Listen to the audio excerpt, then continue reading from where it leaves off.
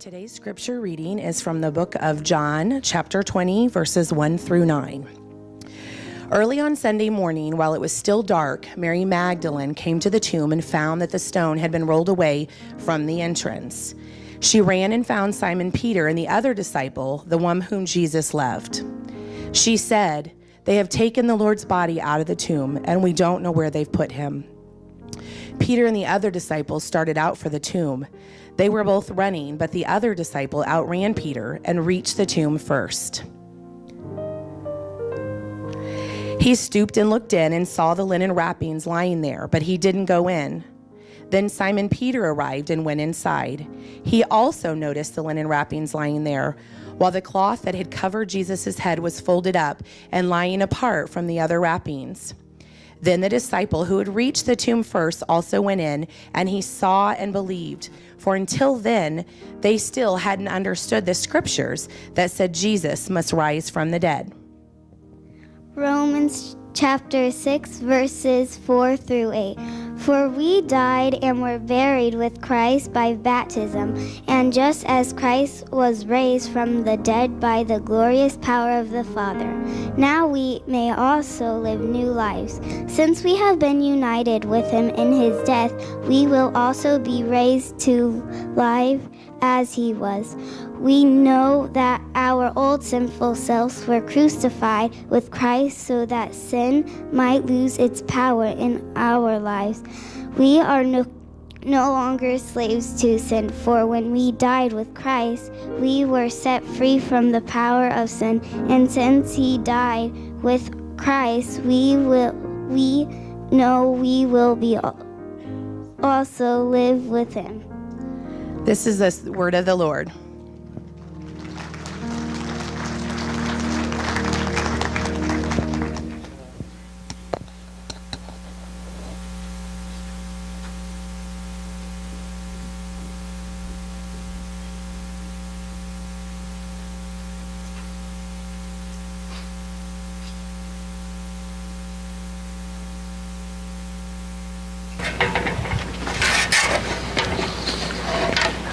A few weeks ago, I was going for a jog from my house, and I don't want you to get the impression when I tell you this story that I am some avid runner who does marathons every month. I am not that kind of a runner.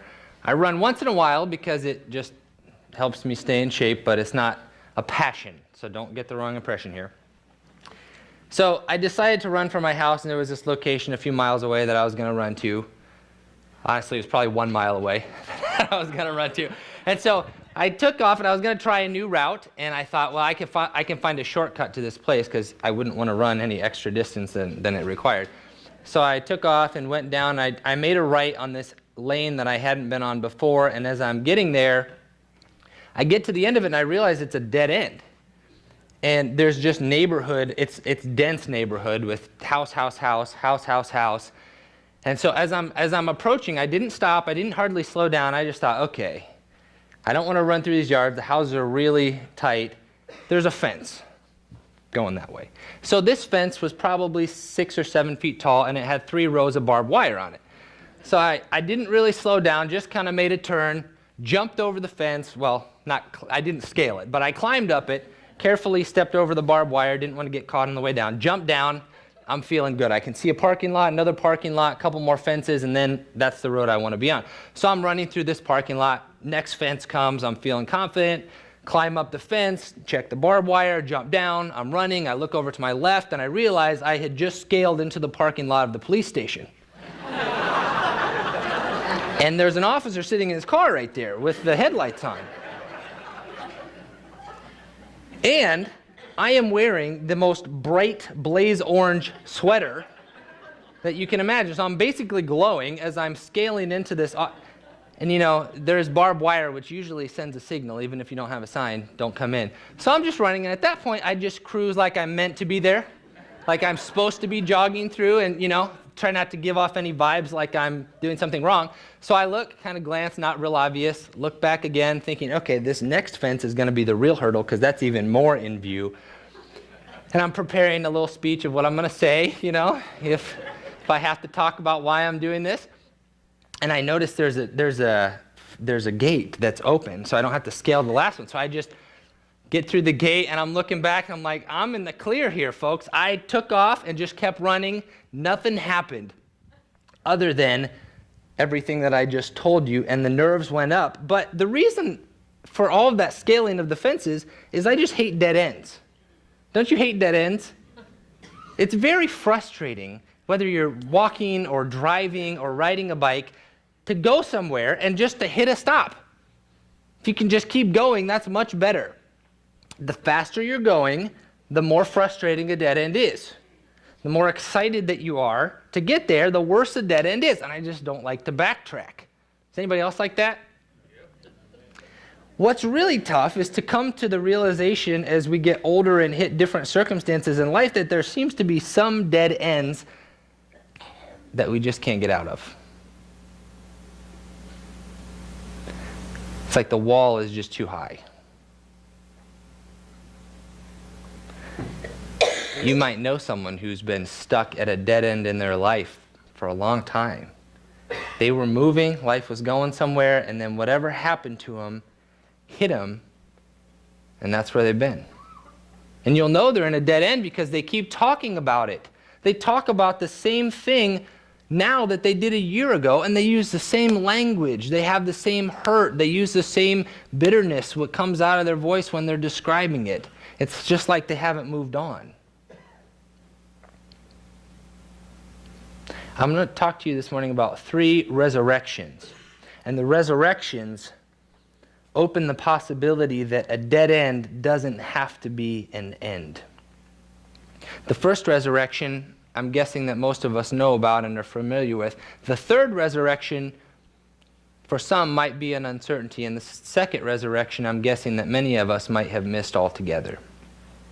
The first resurrection is about Jesus. In the story, every story needs a main character and needs a plot and needs conflict. Jesus is the main character. The conflict is very obvious. Jesus is gaining momentum in his life. If you read through the Gospels, he is doing things that are really causing quite a bit of attention. He's healing, he's teaching. Crowds of thousands and thousands are really coming from everywhere to see Jesus. And he's got some smaller groups that are kind of his staff or his followers or his kind of people he's discipling along the way. They are moving too. They are really thinking this trail is going somewhere. We've got speed. The more he does, the more attention he gets, and the more the crowds start coming. The more people start to idolize him and really look up to him and wonder who he is and what he's about and where he came from. This eventually crescendos at the time we celebrate as Palm Sunday, a week ago, where before the Passover, Jesus, like thousands of other Jews, were flooding into Jerusalem for the Passover.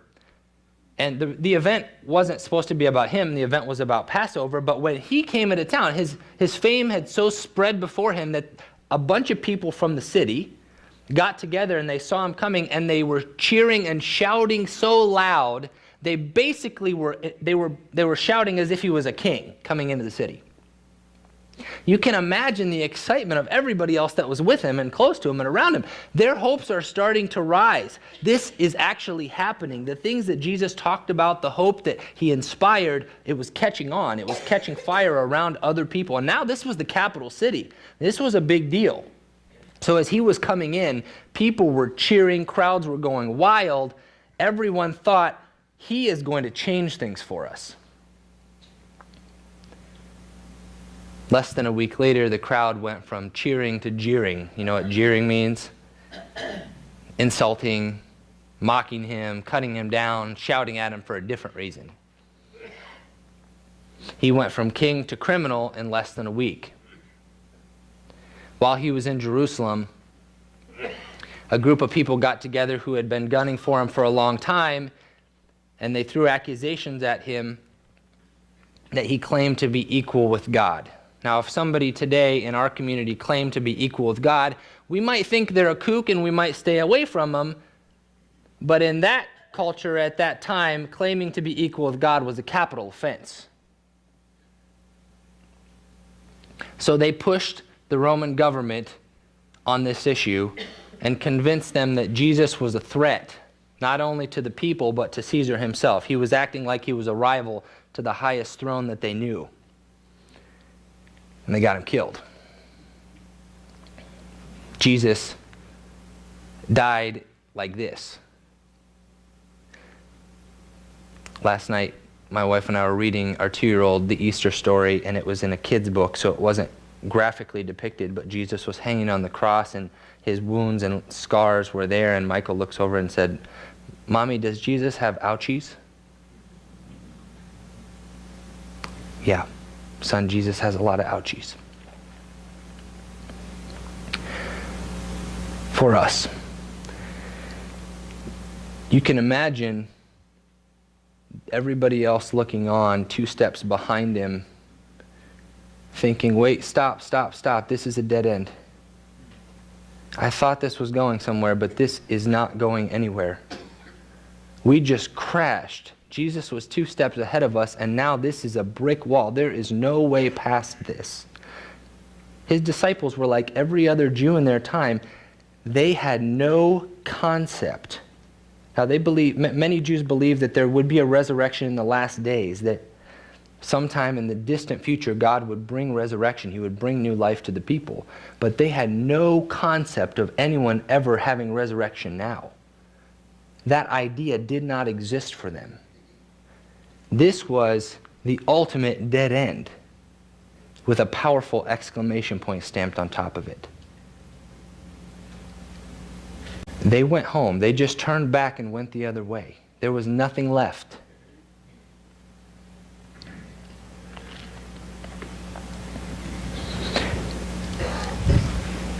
And then something happened that wasn't a dead end.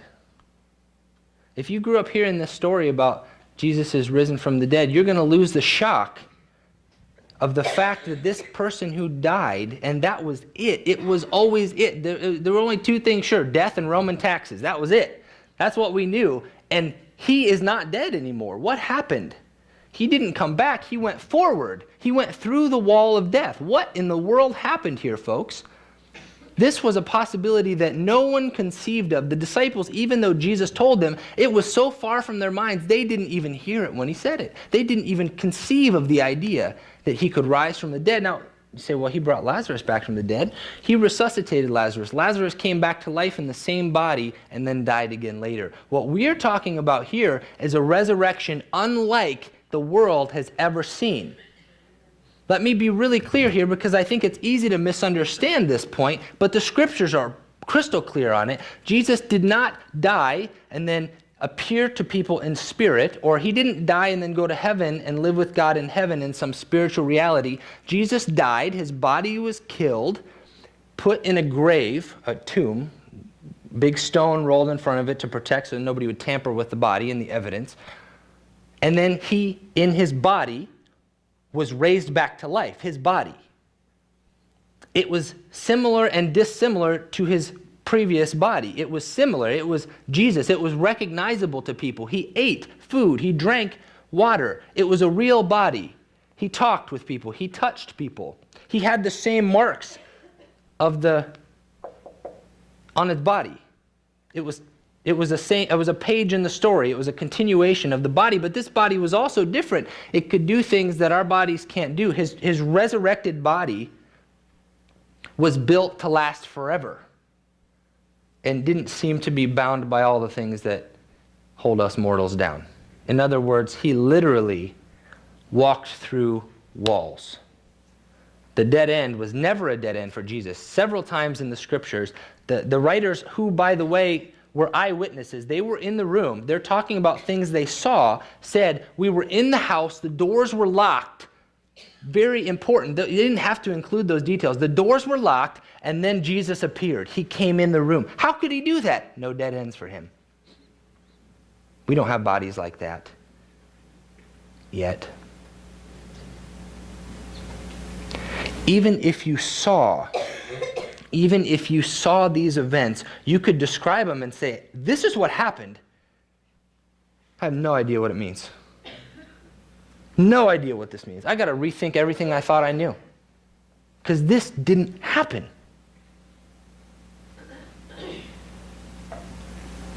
That was the first resurrection. Third resurrection has to do with us. Do you ever get up and you're in one room and you get up and you walk to the other room, and by the time you get there you just go, what did I come in this room for? If you're over 65, a lot of people under 65 just went like this, so feel good about yourself. It's not just age that does that to you. We all do this. You get in there and you think, what could I come? And then you just go back until you think of it later.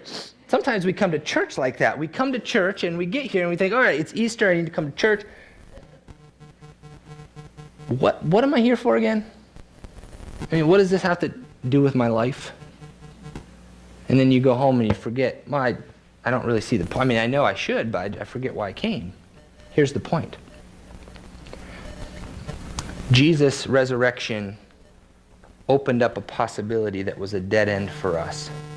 For many, many years in history, people who were competitive runners, not like me, I just tend to do a few miles and jump some fences, but people who were competitive runners tried to hit a goal that they thought was really unattainable. The goal was chased after literally for decades, maybe even centuries, and it came to the point to run a mile under 4 minutes was considered impossible.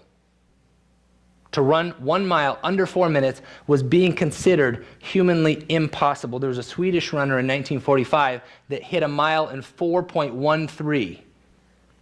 4 minutes, 1.3 seconds. Fastest it had ever been run on record. And that record stood year after year after year. People tried to beat it. They could not beat it. Experts were saying that the human body has reached its potential. This is the limit. You cannot run. If you're a human being, you can't run a mile in under 4 minutes. Until somebody ran a mile in under 4 minutes. 1954, Roger Bannister, 25-year-old English runner, ran the mile in under 4 minutes, 3.94. When he crossed the finish line and the time was announced, the crowd went nuts. This guy just did what people were saying no human being could do. But what's most interesting about is not that he did it. What's most interesting about it is after he did it, other people started doing it. From him till now, over 400 American runners alone have done the mile in under 4 minutes. High school students can do it now. What was humanly impossible, once he broke through the barrier, people started breaking through it all the time. That's how Jesus opened a way for us. Same kind of idea. What was humanly impossible for us, we know death is for sure. And once you're dead, you don't have a lot of capacity to help yourself.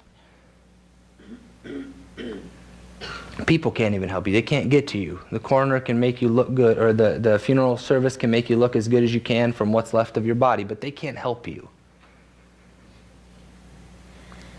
1 Corinthians 15, Paul says, Christ was the first fruits of the resurrection. Think of an apple tree you've been watching grow all year, and now finally the first apple is ripe. You go out and there's only one apple ripe, but you pull it off, it's perfectly ripe. You take a bite, you say, man, this is good. It's going to be a good year because you could see all these other little ripening apples about to come. And you know, day after day, from now on, you're going to walk out and there's going to be another ripe apple that you can pick off the tree and taste it. And that harvest has started from the first bite. This is what happened with Christ. The first one to break through the ultimate dead end has opened a way for the rest of us. But here's the difference. Unlike the 4-minute mile, resurrection cannot be achieved, just received. Amen. Trying harder doesn't get us there.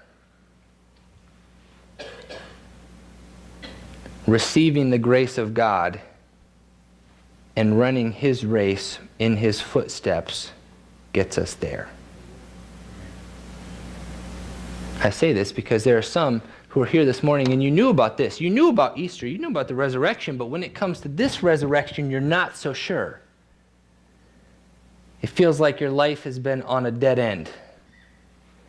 And if that's you, you know what I'm talking about. The decisions you've been making, the way you've been treating God, the way you've been treating others, the quiet thoughts that haunt you again and again. You know, when it comes to this resurrection, it feels more like a dead end. There's not a lot of hope. If you feel nervous and unsettled about that, that's good. You should. And running harder and exhausting yourself and trying to leap over it's not going to help. But there's good news, because there's somebody who's done what's humanly impossible. And he can give you that same kind of life. He can give you that same kind of resurrection. It's hope for your life. That's a message for today that you can make a difference in by accepting Christ, doing what these people did. That's the first resurrection. That's the second resurrection.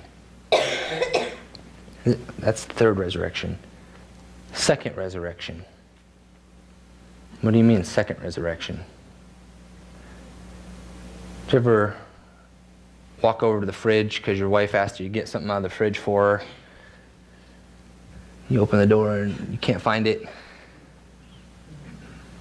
Guys. And you're looking at it and you're thinking, hey honey, you sure it's in there? Yeah, it's in there. Just look for it. Open your eyes. I'm looking at it. I don't see anything. I'm looking through the drawers. I can't find. Are you sure you bought it? You want me to come and get it myself? No, I'm looking right at it. I'm looking at everything. It's not in here. You sort of turn your head. You step back and get a big picture view and try to, honey, it's not in here. I don't know where you put it, but it's not in the fridge. I'm looking at every single drawer. She walks right over. Oh.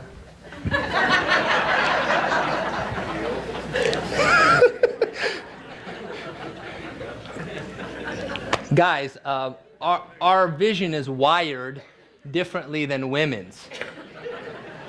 If the fridge were a 100-acre field, we could spot the jelly a mile away. Because we see the big picture, we see the distance. We actually can pick up movement and distinctions on a broad plane really well, but what's right in front of us, sometimes we can't see it. It's like we got to turn and focus and step back and try to get the picture. Well, women, most women, they're physiologically different in terms of their vision. They can just see what's right in front of them. And you know this by experience. You're laughing for a reason. And sometimes this is exactly what we do on a day like Easter. We have distant vision. We are looking back to the resurrection of Christ and saying, yeah, I see that. It's great. We're looking forward to the resurrection of our bodies one day in the future, and we're saying, yeah, I can see that. And we miss the resurrection that's right in front of our face. Here's what Romans 6 says again. Paul is writing and he says, for we died and were buried with Christ by baptism, in connection with what was happening in our lives. And just as Christ was raised from the dead by the glorious power of the Father, now we may also live new lives. We are no longer slaves to sin. When we died with Christ, we were set free from the power of sin. He's talking about this resurrection, but he's also talking about this resurrection. In other words, some of us live hoping and knowing that one day after we die, Christ will bring us back to life and we'll have life with him forever. And we're sitting now as if we're in a tomb waiting for it. Most of the good of the resurrection in your life is happening now.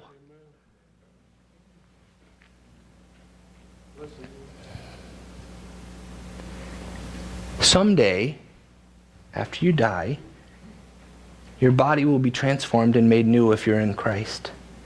And that will be the pinnacle. But that's not the start.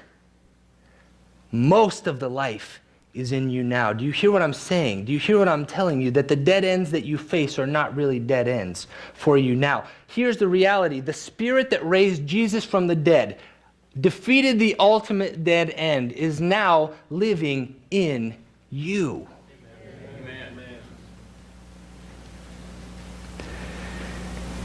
You may have heard the story of the guy who was walking by the circus on the day off, and he saw the circus animals in their cages and walked by the lions in their pens, and then he got to the elephants and he looked at the elephants, and there were these huge elephants with little ropes tied around their legs, but no cages. And so he was really puzzled, and he finally got the elephant trainer and said, hey, why the little ropes around the elephants? I mean, couldn't they just break free and run away? And the trainer said, oh, well, Let me explain. When the elephants were first born, we tied the rope around their foot, and they couldn't get away. They weren't strong enough to break free, so they just stayed within the diameter, the perimeter of the rope. And as they grew up, it was already in their mind that the rope could hold them, so even though they can break away, they don't.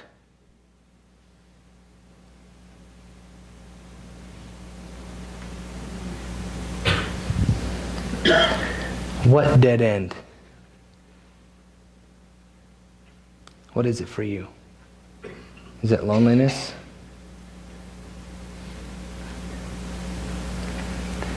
Is it a fear of something? Is it a hurt from something that happened to you that somebody else has long since moved on, but you're still talking about it the same way, hurting about it the same way that somebody else has been hurting about it?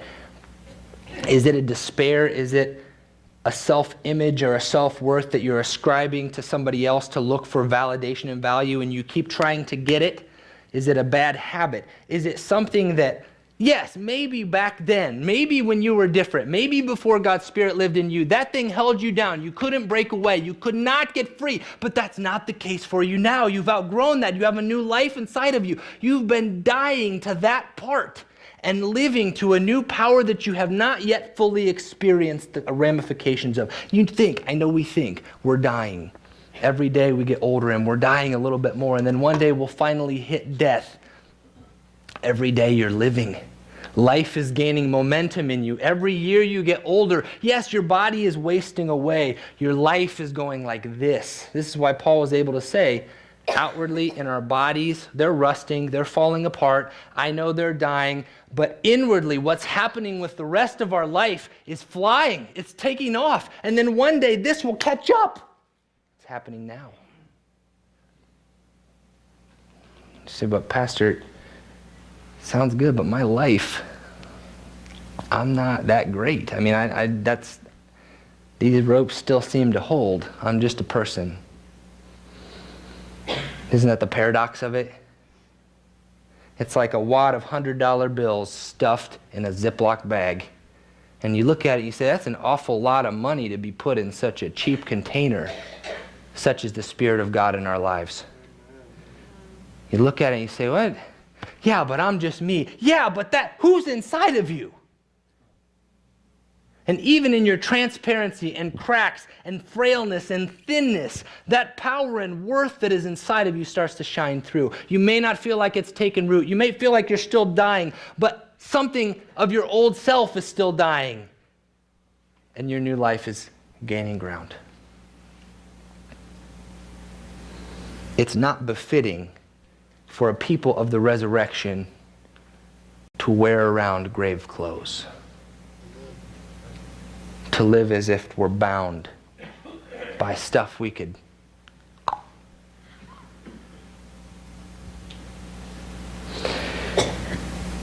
If you were sure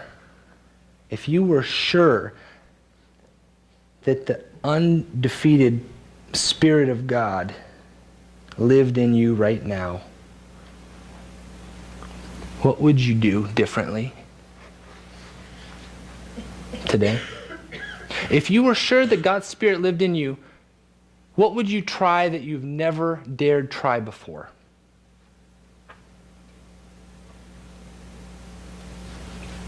Because you were afraid to do it. Who would you call and break the silence with that you should have called a long time ago?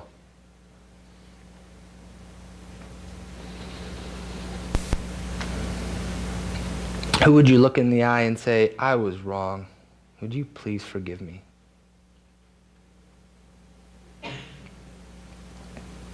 What pet project would you give up and trade it for a kingdom of God-sized project that would make a difference in people's lives? What bad habit would you just get up and say, you know what? We're done. Because it was a grave pleasure. It kept you occupied while you're waiting for something better to happen, while you're waiting for a different life, and then you realize that life is now. Life is now. People are saying it all over the world today. All over the world they're saying, Christ has died. Christ is risen. Christ is coming again. And they're right. He is risen. He is risen indeed. And you know what? So are you. Would you stand with me? We're going to close with the Romans 6 passage together, reading it. I'm going to read the part that says leader, and you can read the part that says congregation. And if you believe it, can you read it like you believe it? For we died and were buried with Christ by baptism, and just as Christ was raised from the dead by the glorious power of the Father, now we also may live new lives. Since we have been united with him in his death, we will also be raised to life as he was. We know that our old sinful selves were crucified with Christ so that sin might lose its power in our lives. We're no longer slaves to sin. For when we died with Christ, we were set free from the power of sin. And since we died with Christ, we know we will also live with him. And now as you go, may the love of God, the peace of Jesus Christ, and the fellowship of the Holy Spirit be with you. You are sent.